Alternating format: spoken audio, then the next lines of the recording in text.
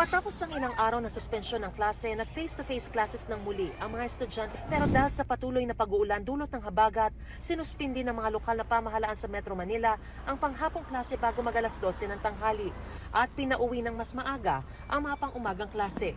May mga estudyante at mga nanunundong magulang ang nagreklamo dahil late na raw ang announcement. Magdamag na nga yung ulan kagabi.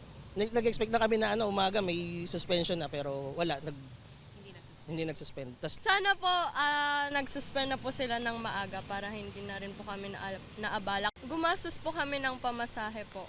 Baka magkasakit yung mga bata kasi hindi maambon, maulan. Dapat maga sila nagsuspend kasi nag-uulan na, dapat din nila pinapasok yung mga bata.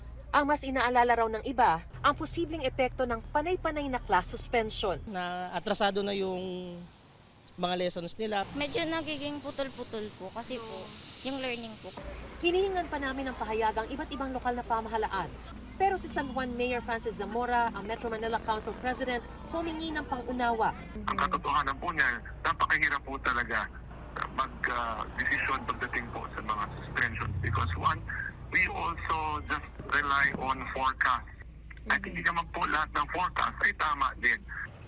Sa mga pagkakataon naman daw na nasalanta ng husto ang mga paaralan ng mga kalamidad, sinabi ni Deputy Secretary Sonny Angara na may tinatapos na silang panuntunan para malinaw kung kailan sususpindihin at manunumbalik ang klase.